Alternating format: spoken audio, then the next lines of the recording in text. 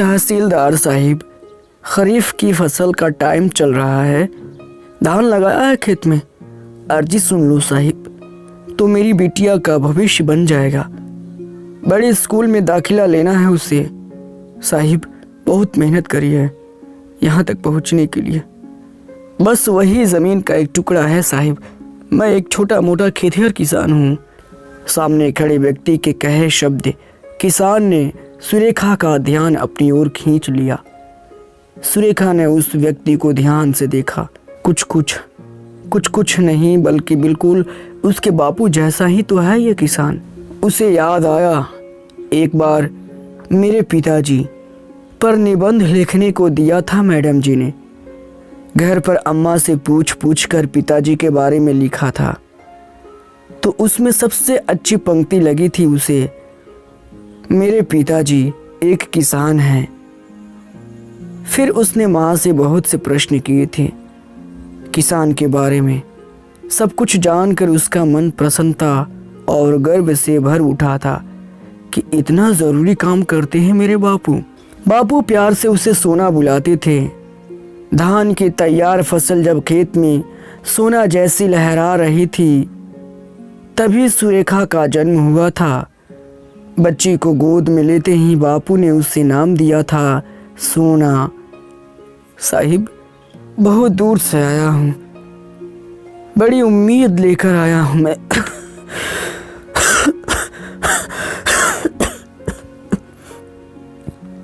बैठ जाइए आप, ये लीजिए पानी पी लीजिए। सुरेखा ने उसकी तरफ पानी का गिलास बढ़ाया। प्रार्थी ने जेब से एक दवा की गोली निकाली और कल रात को जड़ा हुआ देखकर बुखार आ गया बताकर गोली को पानी के साथ गटक गया। सुरेखा उसे ध्यान से देख रही थी।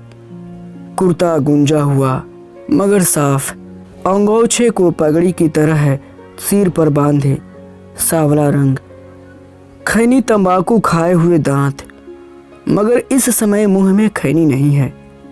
शायद ऑफिस में तहसीलदार से बात करने के अदब में मुंह खाली है।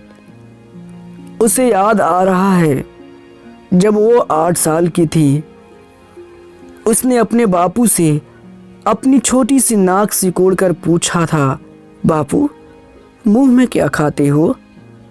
काला काला बदबू वाला। घुटनों तक पानी में खड़े होकर धान के पौधे रोपते हुए बापू को हंसी आ गई इस बात पर। पहले तेरी अम्मा ही मुंह बनाती थी, अब तुझको भी गंध आने लगी। बताओ बापू, बताओ ना, मुंह में क्या खाते हो? खैनी है बिटिया, खैनी। खैनी? खैनी क्या होता है बापू? अम्मा क्यों नहीं खाती? मुझे क्यों नहीं खिलाते? अकेले तुम क्यों खाते हो खैनी? खैनी मतलब तंबाकू। अच्छी चीजें नहीं होती है सोना बिटिया। फिर तुम क्यों खाते हो गंदी चीज? आदत पड़ चुकी है बिटिया। आदत? आदत क्या होता है बापू? बापू ने खड़े होकर कमर सीधी की और अपने रोपे हुए धान के पौधों की पंक्ति को देखकर उन्हें बहुत संतोष हुआ। ये भी तो उसकी संतान ही है। हर रोग दोष अलाय बलाय से बचाना है इन्हें। तभी तो आज के ये हरे पौधे कल सोने जैसे धान से सजकर चमकेंगे, निखरेंगे। बापू बताते क्यों नहीं? ये आदत क्या होती है? सुरेखा अपने फ्रॉक का घेरे समेटकर छोटे छोटे पांव पानी में रखती हुई बापू के पास आ गई थी। आदत जो काम चाहने ना चाहने पर भी करते रहो या हो जाए उसे आदत कहते हैं बिटिया। अच्छा, जैसे अम्मा रोटी पकाती है चूल्हे के धुएं में खांसते हुए भी, है ना बा? अधूरा ही रह गया वाक्य। सुरेखा का पांव फिसल गया था, मगर गिरने से पहले ही उसने बापू का हाथ थाम लिया था। अरे बापू, तुमको तो तेज बुखार है, तब भी तुम पानी में खड़े पौधे लगा रहे हो।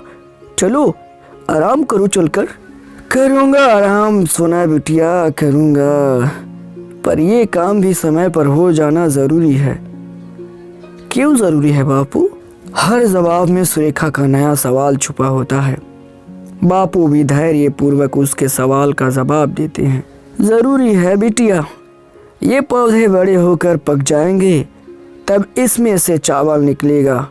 उसे बाजार में बेचकर जो पैसे आएंगे उससे तेरी पढ़ाई का खर्च निकलेगा। बापू ने सर पर बंधे पगड़ी नुमा गमछे को खोलकर हाथ पोंछे और दोबारा उसे सर पर बांधकर सुरेखा को गोद में उठाकर वापस सूखे में खड़ा कर दिया। उसे खड़ा करके बापू फिर से पौधे रोपने लगे। कुछ देर तक सुरेखा का कोई प्रश्न आता न देख बापू ने उसकी तरफ नज़र घुमाई। सुरेखा बापू की ओर पीठ करके चुपके चुपके गिल्ली मिट्टी की एक छोटी सी डली उठाकर उसे थोड़ा थोड़ा खा रही थी। सोना बिटिया, सोना बिटिया, बापू चिल्लाए। सुरेखा सकपका गई।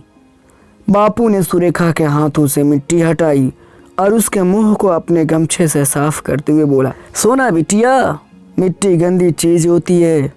इसमें छोटे छोटे आंखों से ना दिखाई देने वाले कीड़े होते हैं। ये तुम्हारे पेट में बहुत नुकसान करेंगे। छींची होती है ये मिट्टी। आप ना खाना ये मिट्टी। खैनी भी तो गंदी चीज होती है ना बापू, आप ही छोड़ दो खैनी को खाना। सुरेखा के हाथों को धुलवा रहे बापू बच्ची की इस बात को सुनकर ठिठक गए। मन में सोचने लगे, कैसे छोड़ दूं? होश नहीं है कब से ये जहर खा रहा हूँ। क्या सोचने लगे बापू? सुरेखा ने बापू के सर के बालों को मुट्ठी में पकड़कर हिलाते हुए पूछा। सोना बिटिया, सोच रहा हूँ अगर मैं खैनी खाना छोड़ दूं तो क्या तुम भी मिट्टी खाना छोड़ दोगी? हाँ बापू, सच्ची मुच्ची, पीपल बाबा की सौगंध, सुरेखा उत्साहपूर्वक बोली। तो ठीक है, आज से अभी से खैनी खाना बंद, कहकर बापू ने जेब से चुनौती निकाली और उसे नदी के गहरे पानी की तरफ उछाल दिया। फिर सोना को अपने कंधे पर बिठाकर घर की ओर चल दिए। बापू ने सुरेखा को छोटा से रेडियो पकड़ा दिया। सुरेखा के रेडियो का स्विच घुमाते ही उसमें गाना बज उठा।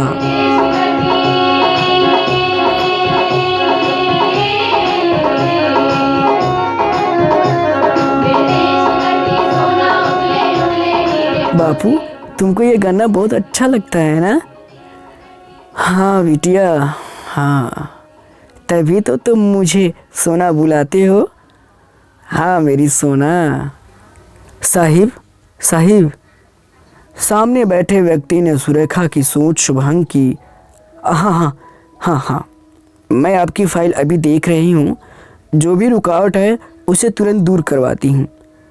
आप अपनी बेटी से कहिए वो परेशान ना हो, आप भी बेफिक्र हो जाइए। बहुत बहुत धन्यवाद साहिब। पगड़ी नुमा गमछे से बंधे सिर को उसने लगभग सुरेखा की टेबल तक झुकाकर आभार प्रकट किया और वहाँ से चला गया। बापू, मेरे बापू। सुरेखा एक बार फिर अपने बापू को याद करने लगी।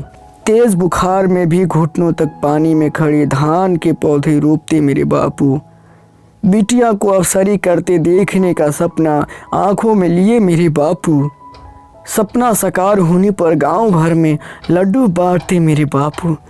मेरे बापू, मेरे बापू एक किसान हैं। उम्मीद करता हूँ आपको ये कहानी अच्छी लगी होगी। आपसे एक प्रार्थना है कि आप कहानी घर चैनल को सब्सक्राइब कर लीजिए। जब भी आपका दिल करे कि मुझे कहानी सुननी है तो आप इस चैनल पर आकर मनपसंद कहानी सुन पाएंगे।